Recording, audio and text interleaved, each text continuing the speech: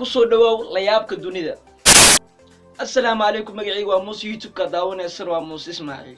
fadlan hadaa YouTube channel-ka ku cusub tahay daawashadaadii koowaad waxaan kaa codsanayaa inaad subscribe gareyso gabalakana afrato si aad u noqoto daawadaha ugu horeeya. waa ku maasantahay kamid noqoshada channel-keen waxaa ku leenahay soo dhawow. layaabka dunida waxaa ku soo qaadan doonaa nin ku dul socday xarig dhulka ka sareeya masaafo gaaraysa 150 mitir. ninkani wuxuu ka soo jeedaa dalka Faransa waxaana la yiraahdaa Nathan Boli wuxuuna jiraa 25 sano.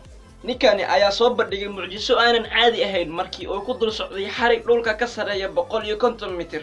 wiilkan Faransiiska ayaa ahaa nin iskor ka jibiyay wiil kale oo isna u dhashay dalka Faransa. waxaa kaloo layaabka dunida ku soo qaadan doonaa haweneey 12 farood kuleh gacmaha lugahana kuleh 20 farood. haweeneydan way ku dhalatay 12 farood ee ku leedahay gacmaha iyo 20 farood ee ku leedahay lugaha. haweeneydan waxa ay ka soo jeedaa dalka Hindiya waxayna jirtaa 63 sano. haweeneydan dhibka haysta waxa uu yahay dhammaan dadka deriska la ah way ay dhibsadaan marka ay arkaan sababtoo ah waxa ay moodaan inay tahay sixirley balse ma ahan gabar sixirley ah. ilaahay ayaa sidaan ku uumay waa uumis ilaahay waxa ay kala yaabayaan dadkaasi. gabadhan ayaa waxa ay sheegtay in ay markay banaanka u soo baxdo dadka oo dhan ay dhibsadaan oo yiraahdaan tii sixirleydii ayaa xagga marooso.